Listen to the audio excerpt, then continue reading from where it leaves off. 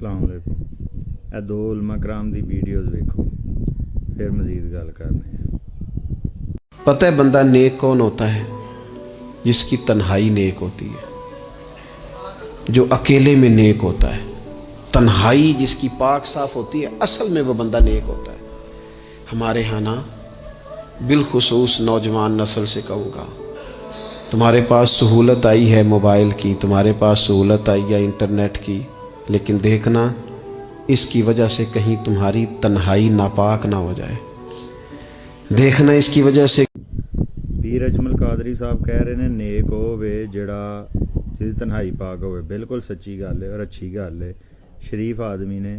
लेकिन इन्हां नूं ये नहीं पता, आंदे ने नौजवानां अगे दरखास्त है, तो मैं आना वा साडी वड्डियां अगे दरखास्त है कि जिंज चीन ने अपना बनाया ना टिकटॉक, जिंज अपना सोशल मीडिया बनाया है, ਉਹਦੇ ਵਿੱਚ ਸਿਰਫ ਅੱਛੀਆਂ ਚੀਜ਼ਾਂ ਹੀ ਸਾਹਮਣੇ ਹੁੰਦੀਆਂ ਨੇ। ਸਾਡੇ ਸਾਹਮਣੇ ਗੰਦੀ ਤੋਂ ਗੰਦੀ ਚੀਜ਼ ਹੁੰਦੀ ਹੈ, ਤੇ ਅਸੀਂ ਕਿਵੇਂ ਨੇਕ ਹੋ ਸਕਦੇ ਹਾਂ? ਉੱਤੋਂ ਵਿਆਹ ਵੀ ਨਹੀਂ ਲੋਕਾਂ ਦੇ ਹੋ ਰਹੇ।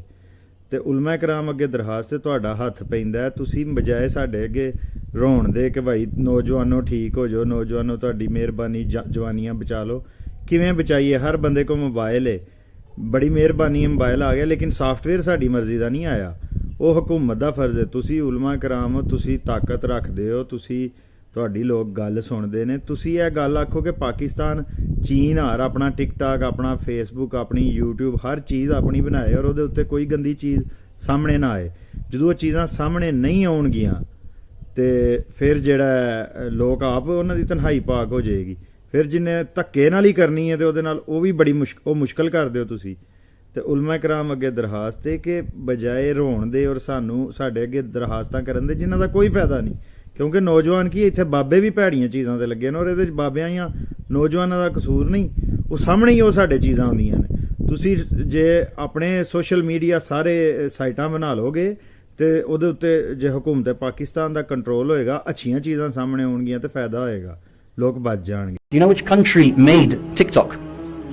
China. Do you know that China controls the algorithm of what you see? Do you know this?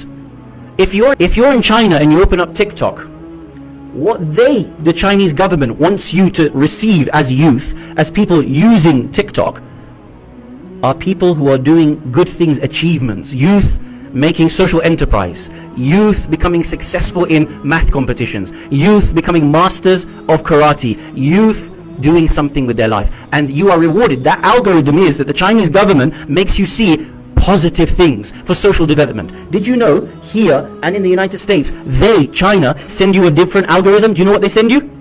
All the nonsense that you see. They want you to see girls dancing, boys and girls dancing with each other, pranks upon your parents, pranks upon people. How many pranks do you see? Yeah, I'm not saying it's not funny. Some of them are downright hilarious.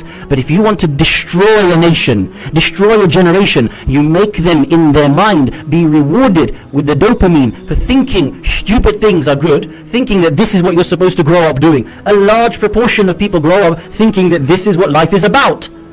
But in China, they don't let ਦੂਜੇ ਪਾਸੇ ਆ ਮੈਨੂੰ ਇਹਨਾਂ ਦਾ ਪਤਾ ਨਹੀਂ ਹੈ, ਜਾਫਰ ਸਾਹਿਬ ਪਤਾ ਨਹੀਂ ਸ਼ੀਆ ਆਲਮ ਮੇਰਾ ਖਿਆਲ ਬਰਤਾਨੀਆ ਦੇ ਨੇ। ਇਹ ਬੜੀ ਸੋਹਣੀ ਗੱਲ ਕਰ ਰਹੇ ਨੇ। ਚੀਨ 'ਚ ਟਿਕਟਾਕ ਲੋਕਾਂ ਦੇ ਅੱਗੇ ਲਈ ਹੁੰਦਾ, ਲੋਕ ਮੈਥ ਕਰ ਰਹੇ ਨੇ, ਮਾਸ਼ਰੇ 'ਚ ਅੱਛੇ ਕੰਮ ਕਰ ਰਹੇ ਨੇ, ਕਰਾਟੇ ਸਿੱਖ ਰਹੇ ਨੇ, ਵਰਜ਼ਿਸ਼ਾਂ ਕਰ ਰਹੇ ਨੇ, ਮੁਖਤਲਿਫ ਹੁਨਰ ਸਿੱਖ ਰਹੇ ਨੇ। ਪਾਕਿਸਤਾਨੀ ਹਕੂਮਤ ਜੇ ਆਪਣੀ ਟਿਕਟਾਕ ਹਾਰ ਦੀਆਂ ਵੈਬਸਾਈਟਾਂ ਬਣਾਏ ਜਿਨ ਚੀਨ ਨੇ ਬਣਾਈਆਂ ਨੇ, ਜਾਂ ਚੀਨ ਨੂੰ ਹੀ ਕਹਿ ਦਿਓ ਕਿ ਯਾਰ ਸਾਨੂੰ ਇਹ ਜਿਹੜਾ ਨਾ ਤਰਜਮਾ ਕਰਕੇ ਸਾਡੀ ਜ਼ਬਾਨ ਦੇ ਵਿੱਚ ਜਿੰਨੇ ਵੀ ਹੁਨਰ ਸਿਖਾਏ ਜਾ ਰਹੇ ਨੇ ਟਿਕਟਾਕ 'ਤੇ, ਉਹ ਸਾਡੇ ਬੱਚਿਆਂ ਦੇ ਸਾਹਮਣੇ ਸਿਰਫ ਉਹ ਹੀ ਹੋਣ। ਕੁੜੀਆਂ ਨੱਚਦੀਆਂ ਨਾ ਹੋਣ, ਮਜ਼ਾਕ ਫਜ਼ੂਲ ਕਿਸਮ ਦੇ ਨਾ ਹੋਣ, ਹੱਸਣ ਵਾਲੀਆਂ ਇੰਟਰਟੇਨਮੈਂਟ ਵਾਲੀਆਂ ਚੀਜ਼ਾਂ ਨਾ ਹੋਣ। ਇੰਜ ਦੀਆਂ ਤੁਹਾਡਾ ਕੀ ਖਿਆਲ ਹੈ ਸਿਰਫ ਚੀਨ ਇੰਜ ਕਰ ਰਿਹਾ? ਫੇਸਬੁੱਕ, ਟਵਿੱਟਰ, ਯੂਟਿਊਬ, ਸਨੈਪਚੈਟ, ਜਿੰਨੀਆਂ ਵੈਬਸਾਈਟਾਂ ਨੇ ਪਾਕਿਸਤਾਨ ਦੇ ਵਿੱਚ ਸਿਰਫ ਗੰਦੀਆਂ ਚੀਜ਼ਾਂ ਸਾਹਮਣੇ ਲੈ ਕੇ ਆਉਂਦੀਆਂ ਨੇ। ਪਾਕਿਸਤਾਨ 5 ਸਾਲਾਂ 'ਚ ਤਰੱਕੀ ਕਰ ਸਕਦਾ, ਹਰ ਬੰਦੇ ਨੂੰ ਇਲਮੋ ਹੁਨਰ ਦਿੱਤਾ ਜਾ ਸਕਦਾ। ਸੋਸ਼ਲ ਮੀਡੀਆ ਐਡੀ ਵੱਡੀ ਰਹਿਮਤ ਹੈ ਜੇ ਇਹ ਪਾਕਿਸਤਾਨੀ ਹਕੂਮਤ ਦੇ ਕੰਟਰੋਲ 'ਚ ਹੋਏ, ਪਰ ਪਾਕਿਸਤਾਨੀ ਹਕੂਮਤ ਸਾਡਾ ਭਲਾ ਚਾਹੁੰਦੀ ਨਹੀਂ। ਤੇ ਲੇਕਿਨ ਉਲਮਾ ਇਕਰਾਮ ਦੀ ਜ਼ਿੰਮੇਦਾਰੀ ਉਹ ਲੋਕਾਂ ਨੂੰ ਬਜਾਏ ਰਵਾਣ ਦੇ ਔਰ ਇਹ ਕਹਿਣ ਦੇ ਕਿ ਫਲਾਣੀ ਸ਼ੈ ਵੀ ਛੱਡ ਦਿਓ, ਇਹ ਚੀਜ਼ਾਂ ਆਪਣੀਆਂ ਬਣਾਉਣ ਵਾਸਤੇ ਆਵਾਜ਼ ਚੁੱਕੋ, ਤਾਂ ਕਿ ਲੋਕ ਮਤਲਬ ਜਿਹੜੇ ਪਿੰਡ 'ਚ ਰਹੇ ਨੇ ਉਹਨਾਂ ਨੂੰ ਜ਼ਰਾਤ ਕਿਵੇਂ ਬਿਹਤਰ ਕਰਨੀ ਹੈ, ਕਿਵੇਂ ਮੱਝਾਂ ਪਾਲਣੀਆਂ ਨੇ, ਕਿਵੇਂ ਕੁਕੜੀਆਂ, ਇੰਝ ਦੀਆਂ ਚੀਜ਼ਾਂ।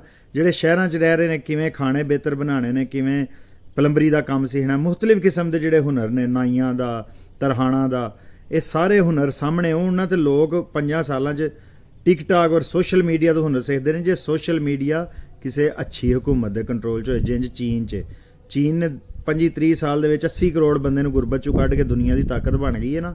ਤੇ ਪਾਕਿਸਤਾਨ ਵੀ 5-10 ਸਾਲਾਂ 'ਚ ਆਇਆ, ਉਦੋਂ ਤਾਂ ਟਿਕਟਾਕ ਵੀ ਨਹੀਂ ਸੀ।